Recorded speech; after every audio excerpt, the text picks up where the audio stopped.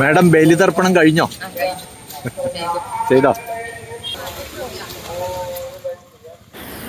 കൊട്ടിയൂർ ക്ഷേത്രത്തിലെ ബലിതർപ്പണം കഴിഞ്ഞ് നമ്മൾ ഇക്കരെ കൊട്ടിയൂർ ക്ഷേത്ര ദർശനത്തിന് വേണ്ടിയിട്ട് പോവുകയാണ്. ക്ഷേത്രത്തിൻ്റെ മുൻവശത്തെ മെയിൻ റോഡിലാണ് നമ്മൾ ഇപ്പോഴുള്ളത്. ഇതാണ് വയനാട്ടിലേക്ക് പോകുന്ന റോഡ്. പാൽച്ചരം വഴി പോകുന്ന റോഡാണ് ഈ കാണുന്നത്. അപ്പോൾ ഇവിടെയെല്ലാം കുറേ മരങ്ങളെല്ലാം വീണ് കിടക്കുന്നുണ്ട്. ഈ ആയില്യാർ കാവിൽ നിന്ന് 1-2 മരങ്ങളെല്ലാം വീണിട്ട് റോഡെല്ലാം തടസ്സപ്പെട്ടിരുന്നു. അതെല്ലാം മുറിച്ച് മാറ്റി. അപ്പോൾ ഇത് കൊട്ടിയൂർ ക്ഷേത്രത്തിൻ്റെ ഇക്കരെ കൊട്ടിയൂർ ക്ഷേത്രത്തിൻ്റെ മുൻവശത്തെ കാഴ്ചയാണ് നമ്മളിപ്പോൾ കാണുന്നത്.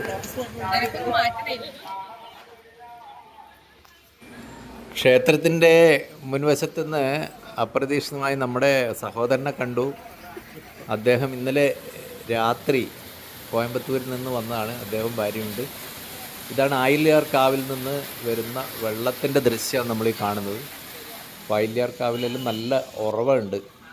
അപ്പോൾ ഇതിനോട് അടുത്ത് തന്നെയാണ് ഒരു മരം വീണിട്ട് റോഡ് തടസ്സപ്പെട്ടിരുന്നതായി കണ്ടത്.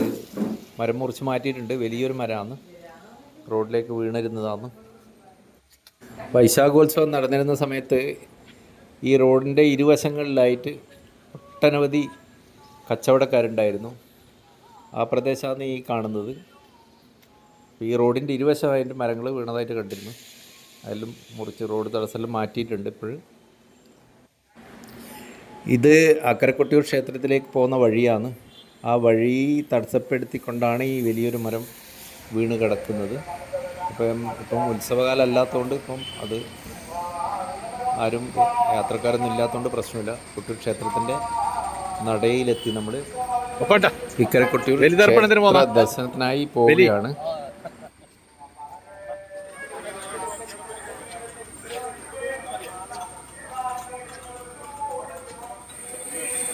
ഭാര്യ ഈറൻ വസ്ത്രങ്ങളെല്ലാം മാറ്റി ഇക്കരെ കൊട്ടിയൂർ ക്ഷേത്ര ദർശനത്തിനായി പോവുകയാണ്.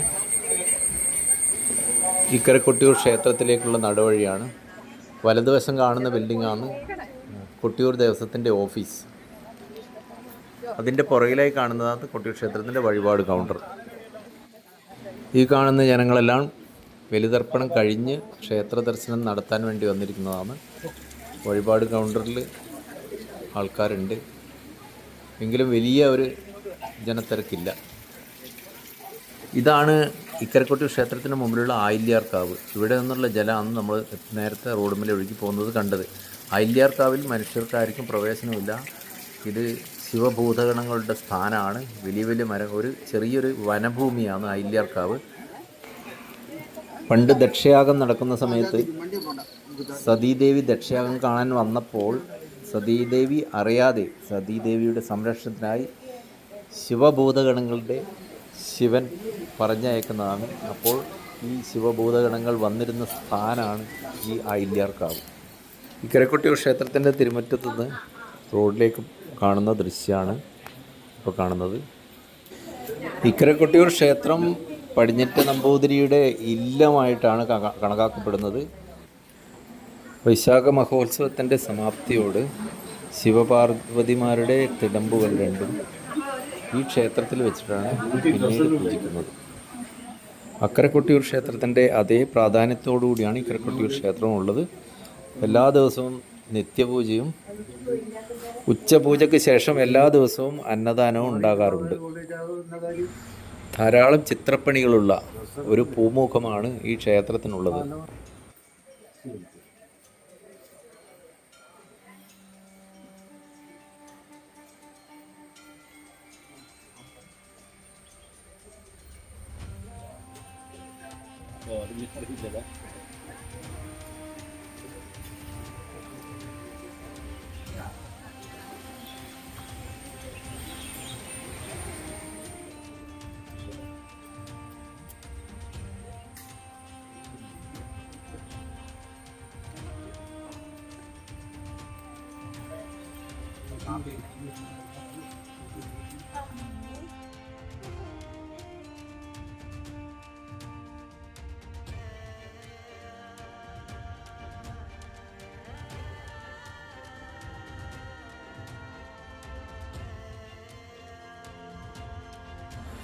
ഇന്നത്തെ ദിവസം കർക്കിടക വാവ് ബലിയായതുകൊണ്ട് രാവിലെ പ്രഭാത ഭക്ഷണം ക്ഷേത്രത്തിൽ നൽകുന്നുണ്ട്.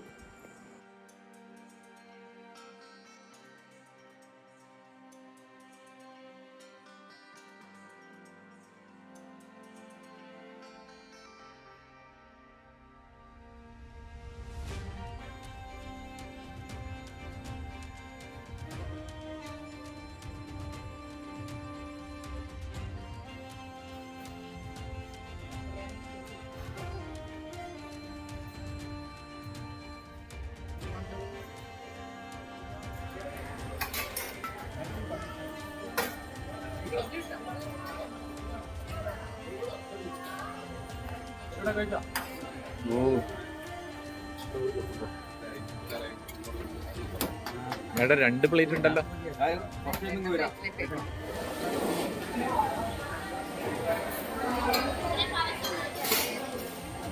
കഴിക്കട്ടെ.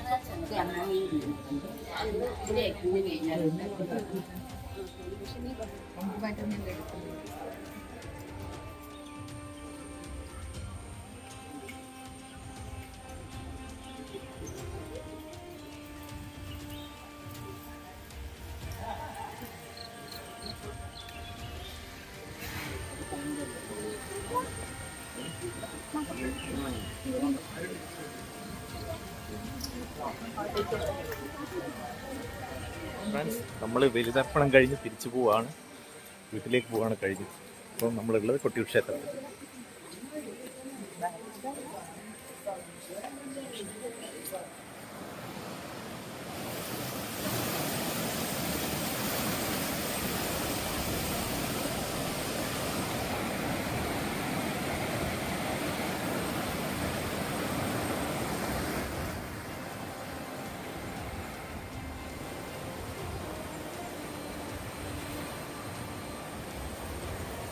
അക്കരക്കൊട്ടിയൂർ ക്ഷേത്രത്തിൻ്റെ കിഴക്കേ നടയിൽ വന്നതാണ്. വാവലിപ്പുഴയുടെ ദൃശ്യങ്ങൾ കാണാൻ വേണ്ടിയിട്ടാണ് വന്നത്. വാവലിപ്പുഴ വെള്ളം നിറഞ്ഞു കഴിഞ്ഞ് ഒഴുകുന്നുണ്ട്.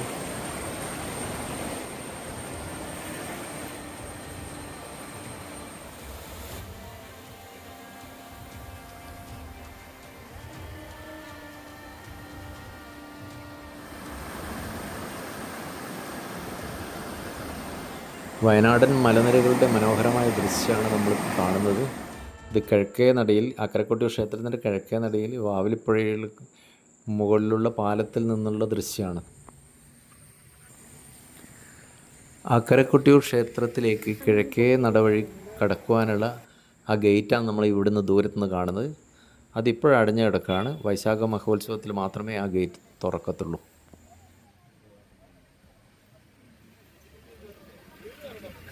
കിഴക്കേ നടയിലുള്ള ഈ പാർക്കിംഗ് ഗ്രൗണ്ടിലും വലിയൊരു മരം മറിഞ്ഞു വീണിട്ടുണ്ട്.